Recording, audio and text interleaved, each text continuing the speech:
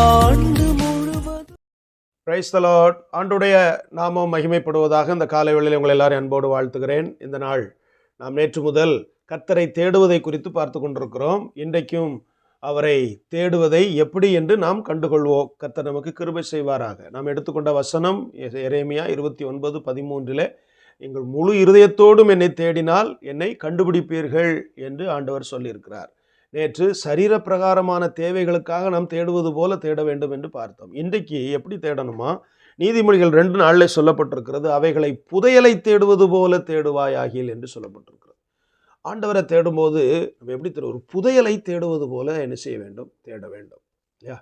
ஒரு 1000 சிப்பியை குவித்து போட்டு இந்த ஒரு சிப்பிக்குள்ளே முத்து இருக்குது தேடுங்கன்னு சொல்லிட்டா எப்படி தேடுவோம்? யோசித்து பாருங்கள்.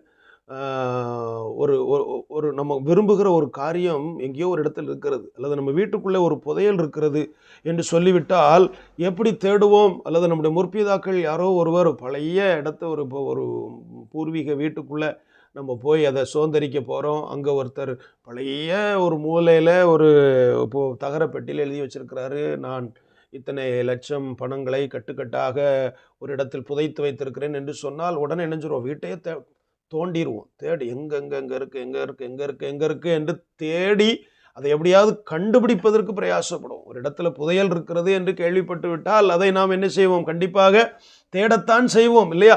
அப்போ அதில் நமக்கு ஒரு வாஞ்சை இருக்கிறது, எப்படியாவது கண்டுபிடித்து விட வேண்டும் என்கிற ஒரு தாகம் இருக்கு பாருங்க. அந்த ஒரு உந்துதல் நமக்கு இருக்கு பாருங்க. இங்கே தேடி கண்டுபிடிச்சிருவோம் அப்படின்னு. அதை போல கர்த்தரை தேடுவதற்கு என்ன இருக்கணுமா? நமக்கு ஒரு வாஞ்சை இருக்க வேண்டும். ஏனென்றால் அவரிடத்தில் ஏராளமான புதையல்கள் இருக்கிறது, ஏராளமான ஆசீர்வாதங்கள் அவரிடத்துல இருக்கிறது. அப்போ நான் அவரை தேடும்போது இதெல்லாம் நமக்கு தாராளமாக அவர் நமக்கு தருவார்.